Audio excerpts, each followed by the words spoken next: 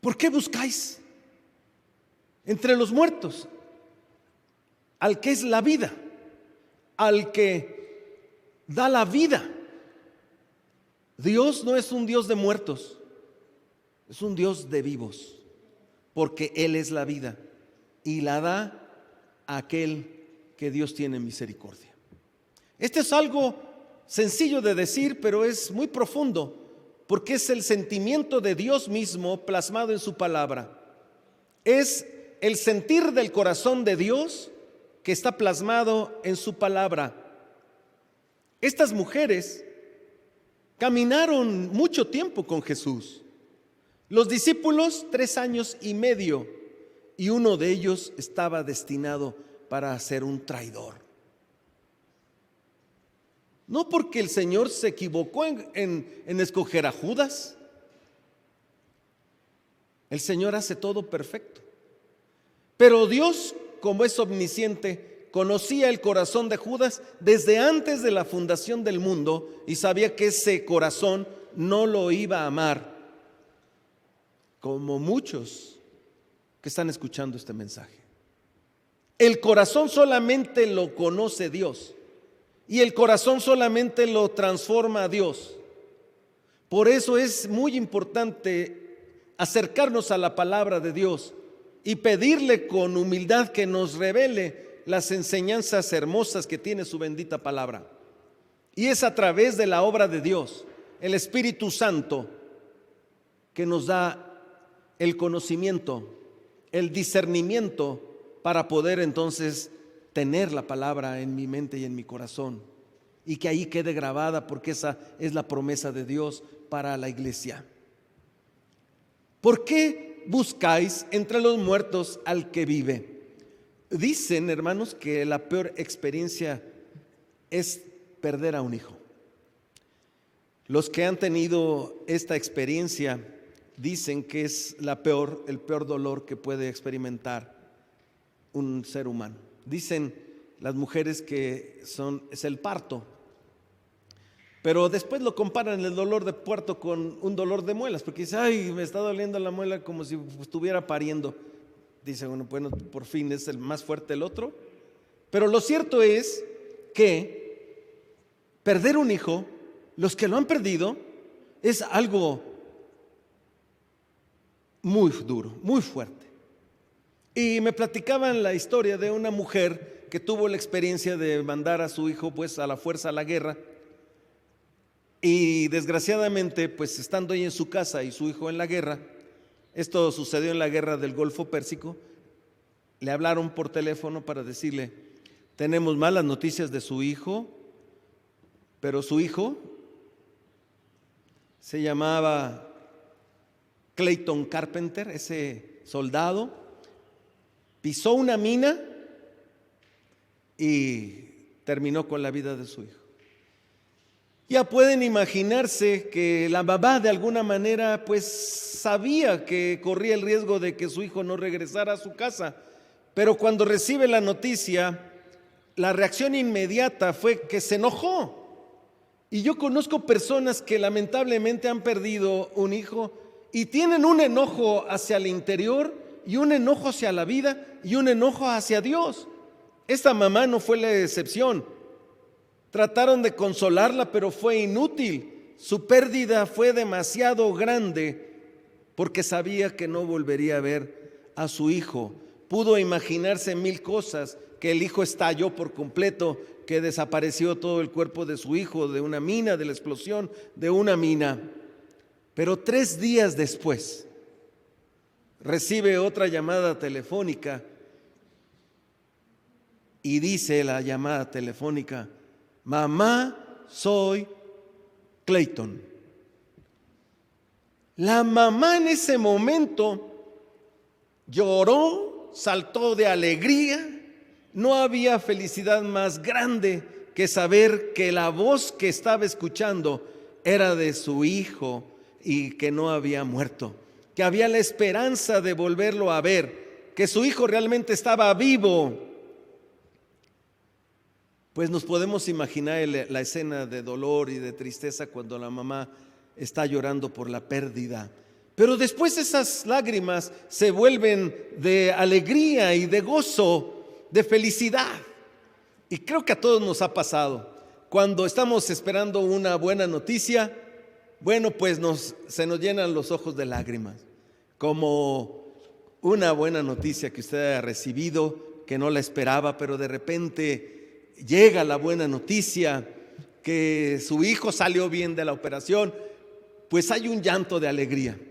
Que nació el bebé esperado, hay un llanto de alegría, de felicidad, de gozo, porque el hecho de saber que creíamos que alguien estaba muerto, realmente está vivo. Y hermanos, hoy celebramos como cristianos el día más importante del año. Algunos, cuando predicamos la Navidad, decimos el día del nacimiento del Señor fue el más importante, pero el día de la resurrección de Jesús de entre los muertos, hermanos, es una celebración que no cabe en el corazón del cristiano. Es una celebración que nos llena de gozo eterno, de alegría eterna y de verdadera felicidad, porque el que estaba muerto vive. Él es la vida. Él da la vida. Él es Dios y lo demostró quitándose la vida y volverla a tomar. ¿Quién puede hacer eso? ¿Quién puede hacer eso de decir, está muerto, ya tiene 3 horas, un día de muerto, 2 días de muerto, 3 días de muerto, y de repente alguien que tenga el poder para poder regresar a la vida? Dios sí. Y lo hizo por amor. Se humilló para ser como usted. Que ese es algo que la gente no alcanza a entender. Fíjese que el primer pecado no fue en el Edén, fue en los cielos. Fue ese ángel hermoso que quiso ser como Dios e hizo pacto con 1/3 de los ángeles del cielo porque quería ser como Dios. Y el Señor los arrojó a prisiones de oscuridad, y desde ahí está toda esa tercera parte de ángeles en un lugar oscuro. Y sabe algo importante: el Señor no tomó la forma del ángel para perdonarlos y salvarlos, pero Dios tomó la forma de un hombre, se humilló para ser como un hombre. Y mire que la Biblia dice que somos poco menor que los ángeles. Dios no tomó la naturaleza del ángel para perdonarlos, tomó la naturaleza del hombre, humillándose para salvarnos. ¿Y de qué manera lo hizo? Por eso este es el día más importante del año, porque a través de la resurrección de Cristo, los que estábamos muertos ya no tenemos parte con la muerte. Cristo la venció por mí. Estamos celebrando realmente el hecho milagroso de que Jesucristo realmente murió, pero realmente volvió a la vida. Él es nuestro Salvador. Él es el Dios verdadero, el único que pudo hacer esta humillación de ser como nosotros, tomar la naturaleza del hombre para poder dar su vida en rescate por muchos. Acuérdese lo que dice la palabra de Dios. No vino a morir por el mundo. Algunos se equivocan y dicen, porque de tal manera amó Dios al mundo que dio a su vida, que dio a su Hijo unigénito. Sí, pero dice, para que todo aquel, cuando dice todo aquel que crea en Él, quiere decir que no todos aman y aceptan el sacrificio de Cristo en sus vidas, que no tienen en nada la resurrección gloriosa de Cristo, que es Dios mismo. Pero para nosotros, los que por su gracia nos ha revelado este misterio de la vida eterna en Cristo Jesús, bueno, pues sabemos que morimos, como leímos, cuando somos bautizados en su muerte, pero somos resucitados juntamente con Él por el milagro poderoso de la resurrección de Cristo, de vencer la muerte. Tuvo que sufrir todo lo que ya sabemos: escarnio, escupitajos, le lastimaron hasta matarlo. ¿Y de qué manera? Estas mujeres, el día que van y buscan al Señor Jesús, ellas pudieron ver su ministerio. Ellas caminaron también al lado de esas multitudes que iban y lo veían, como también estaban presentes en el momento de su agonía y de su muerte. Sin duda que ellas ayudaron para ayudar a este José de Arimatea para bajar el cuerpo de Cristo ya sin vida, todo deshecho el cuerpo del Señor, y poderlo entonces llevar a la tumba. Estas mujeres estaban muy cerca de todo el proceso como testigos de la vida de nuestro Señor Jesucristo. Ellos pudieron ver cómo el Señor estaba entregando su vida en aquella cruz. Y sin embargo, olvidaron las palabras que el Señor les dijo, que al tercer día resucitaría de entre los muertos. Cuando ellas van, estamos en Lucas 24, dice el versículo 1, el primer día de la semana, muy de mañana vinieron al sepulcro trayendo especias aromáticas que habían preparado y algunas otras mujeres con ellas. Hermanos, ellas no tenían la idea de que el cuerpo del Señor no estuviera, ni de que hubiera resucitado. Ellas fueron en el día domingo, que eso es algo muy importante que vamos a ver ahorita en algunos pasajes, porque hay corrientes contrarias a la palabra de Dios que incitan a que la reunión tiene que ser el sábado, cuando Dios jamás le puso nombre a los días. Él siempre dijo séptimo, primer día de la semana, octavo día, que es el primer día de la semana también, cuando se circuncidaban a los niños hebreos.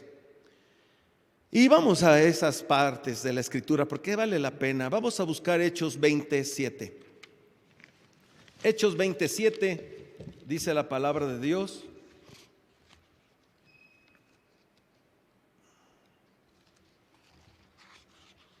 Este es un tema que es muy importante aún para la misma iglesia, porque son atacados frecuentemente pues por los falsos testigos, por los adventistas, por los judíos ortodoxos que quieren forzosamente que se debe celebrar el sábado cuando Dios no le puso nunca nombre a los días.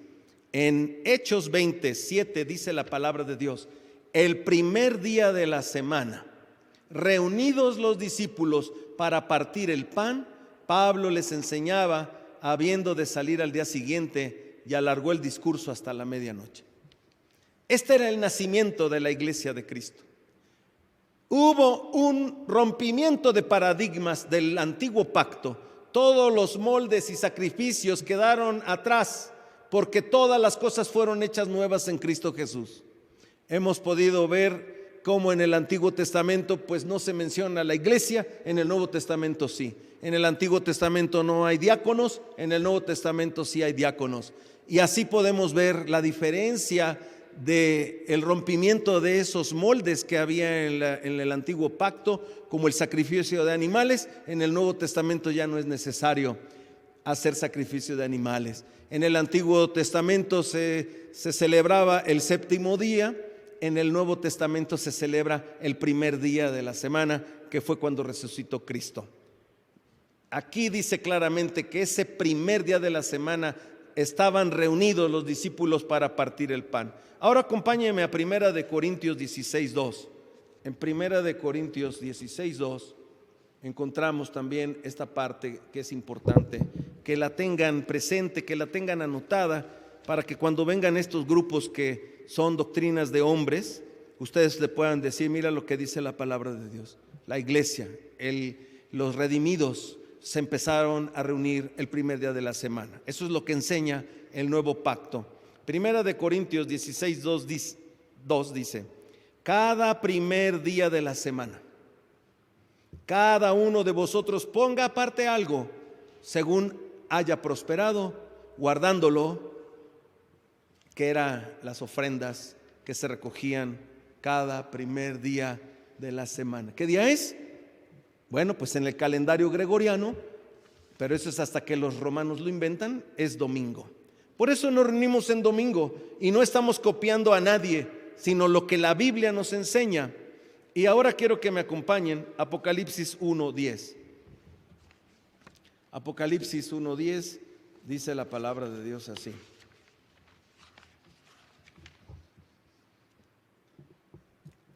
Dice el apóstol Juan, que está exiliado en la isla de Patmos, dice: yo estaba en el Espíritu. ¿Qué día dice? En el día del Señor. Por eso este es el día del Señor. El primer día de la semana es el día del Señor. Y esta es la nueva forma que el Señor, en su soberanía y en su omnisciencia, determinó que la iglesia tenía que alabarle y bendecir su nombre a partir de la gloriosa resurrección de Cristo, que es el primer día de la semana, o también un octavo día, que tiene mucha relación con el día que se circuncidaba lo que no servía en el varón hebreo, como sello del pacto antiguo. Hermanos, la palabra de Dios es hermosa, pero lo que tenemos que hacer es estudiarla, escudriñarla, y por eso podemos nosotros dar testimonio de que la alegría que nosotros tenemos cada domingo, bueno, pues celebramos en un culto una acción de gracias, de alabanza a Dios, porque el Dios que murió regresó a la vida y nosotros estamos juntamente con Él resucitados. Pero volvamos a la escena del pasaje que estamos leyendo en Lucas 24.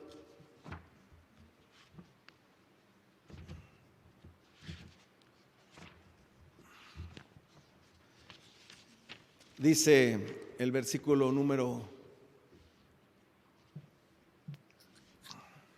leímos el 1, dice el versículo 2 y 3: y hallaron removida la piedra del sepulcro, y entrando no hallaron el cuerpo del Señor Jesús. Ese primer día para ellos fue un día impactante. Llegaron y lo primero que pudieron ver es que la piedra del sepulcro estaba removida. Era un disco que estaba colocado en la grieta principal donde podían meter el cuerpo en la tumba, pero nadie podía mover esto, y menos que el gobernador romano mandó poner su sello para que nadie pudiera violar. Fíjese nada más los sellos de la autoridad, que ya vienen desde cuándo, pero no podían entonces violar esos sellos que había puesto la autoridad. Ellas pensaron que tenían un problema para poder remover la piedra que estaba tapando el sepulcro. Cuando llegaron, vieron que estaba la piedra removida, pero cuando entraron no hallaron el cuerpo del Señor. Y es ahí donde dice el versículo 4 que aconteció que, estando ellas perplejas por esto, he aquí se pararon junto a ellas dos varones con vestiduras resplandecientes, y como tuvieron temor y bajaron el rostro a tierra, les dijeron: ¿por qué buscáis entre los muertos al que vive? ¿Por qué buscáis? Esta como que es una palabra de reprensión. ¿Por qué buscáis? Si es el Dios de la vida, ¿cómo puedes venir a buscar a un muerto cuando Él es el dador de la vida? Tuvieron miedo, bajaron el rostro, pudieron ver esos dos hombres vestidos de una manera muy especial, y recibieron de alguna manera como que un suave regaño. ¿Por qué buscáis la vida entre los muertos? ¿Qué no les quedó claro lo que dijo el Señor Jesús? Es el Dios de Abraham, el Dios de Isaac, el Dios de Jacob. Es un Dios de vivos, no de muertos. Qué tristeza, hermanos, que el mundo festeja, y muy en especial nuestro país, hasta es un ejemplo malo al mundo, la celebración del Día de los Muertos. Pero eso es una ofensa a Dios. No está aquí, ha resucitado. ¿Cómo puedes estar haciéndole fiesta a los muertos? Incluso el ir a los panteones, pues es una costumbre que queda ahí a juicio de cada persona. Pero ya cuando la persona se tira a donde está la tumba y empieza a platicar con su papá y empieza a pedirle consejos a su papá ahí en la tumba y empieza a llorar o a tomar con su familiar que está en la tumba. Dios es un Dios de vivos, no de muertos. Entonces pueden preguntar algunos, ¿es que entonces está mal ir al panteón? Dios es Dios de vivos. De la manera en que su hijo, su hija, su esposo, su esposa haya muerto, el Señor tiene misericordia de su pueblo y no está allí, está la tierra. Imagínense el daño que hacen esas películas cuando van al panteón y se ponen a beber con el muerto y a platicar con el muerto. Y como lo hacen artistas de renombre, pues entonces uno ve esas novelas y uno hace lo mismo. Va uno y trata uno de comunicarse con los muertos. ¿Usted cree que eso es posible? Ofende a Dios. No está aquí, ha resucitado porque Él es un Dios de vivo. Acuérdate lo que dijo, que Él era necesario que padeciese, como lo leímos en la lectura, que fuera entregado por manos de hombres pecadores. Él dijo que iba a ser crucificado y resucitado al tercer día. Así es que, hermanos, vamos a seguir leyendo. Dice el versículo 5 y 6: y como tuvieron temor y bajaron el rostro a tierra, les dijeron: ¿por qué buscáis entre los muertos al que vive? No está aquí, sino que ha resucitado. Acordaos de lo que os habló cuando aún estaba en Galilea, diciendo: es necesario que el Hijo del Hombre sea entregado por manos de pecadores y que sea ¿qué? Crucificado y resucite al tercer día. Entonces ellas se acordaron de sus palabras. Qué fácil es olvidarnos de la palabra de Dios. Qué fácil es desviarnos de la palabra de Dios. Porque esta resurrección gloriosa de Cristo no es una realidad en tu vida. Necesita ser una realidad en tu vida para que tengas la vida de Cristo, para que tengas la resurrección de Cristo. Por eso era necesario que Él padeciera, para ser desechado por su generación. Por eso era necesario recibir la burla y el desdén de los sacerdotes y de los escribas, y que fuera muerto de esa manera tremenda que es la crucifixión.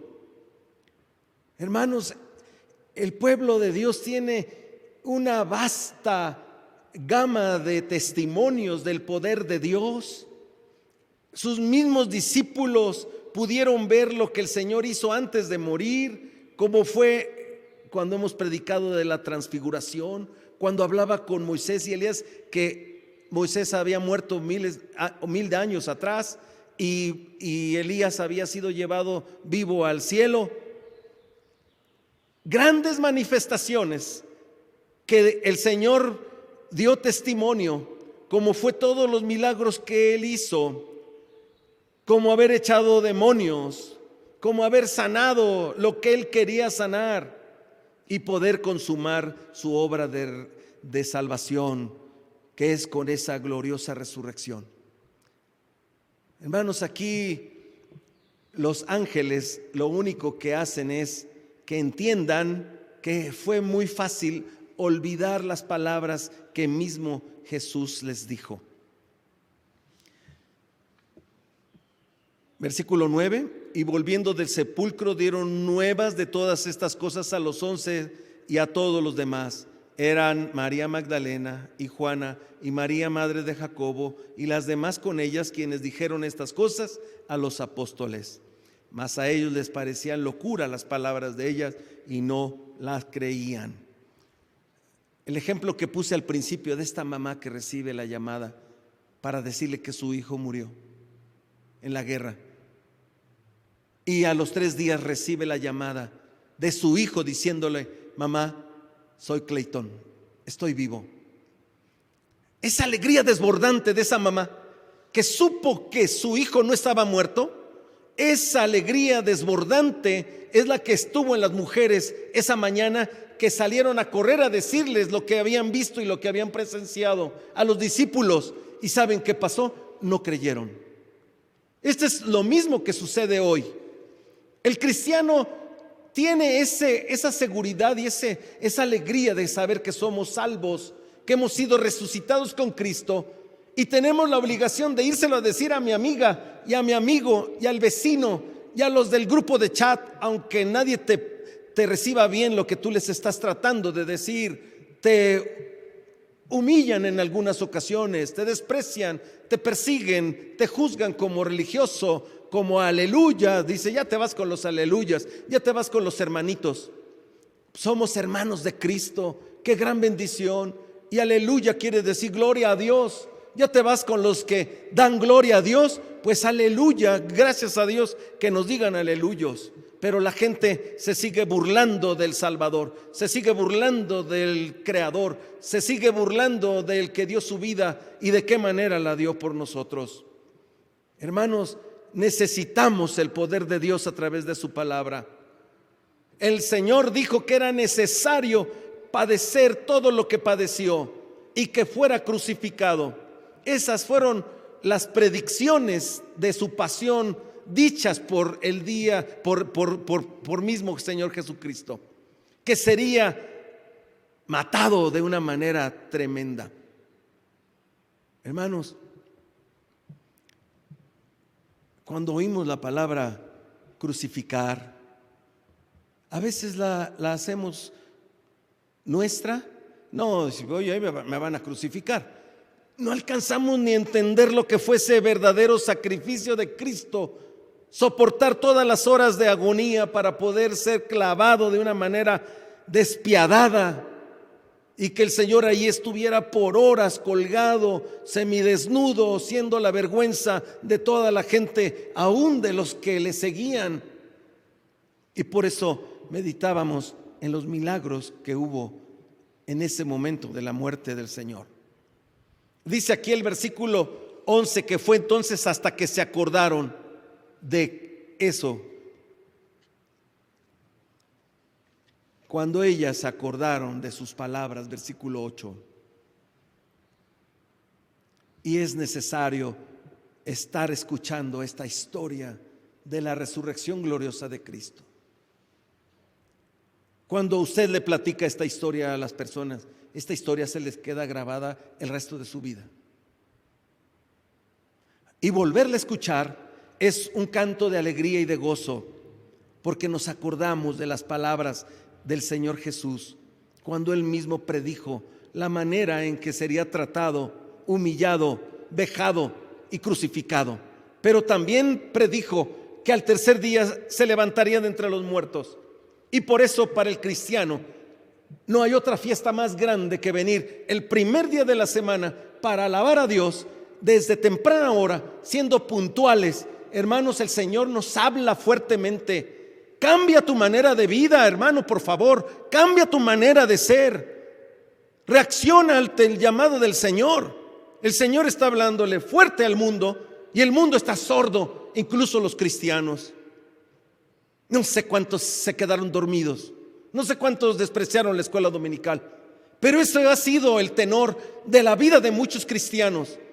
No quieren regresar en el culto de la tarde, se mantienen alejados en su razonamiento, en su escoria delante de Dios. Así está el mundo, perdido, pero recibiendo la voz de Dios, advirtiéndoles que de seguir con esa dureza de corazón, usted irá a la condenación eterna, y no porque el Señor la haya preparado para usted. El infierno lo preparó para el demonio, para Satanás y para los ángeles que no le obedecieron. Pero de la palabra de Dios en Apocalipsis advierte que si usted no está su nombre escrito en el libro de la vida, usted será lanzado al lago de fuego y azufre, donde estará Satanás, la bestia y el falso profeta. Ese también es el destino final. Ese lugar sí está preparado para los que no están escritos sus nombres en el libro de la vida. Por eso cuando leemos este pasaje nos llena de alegría saber que en la misericordia de Dios nos llamó para ser parte de su familia.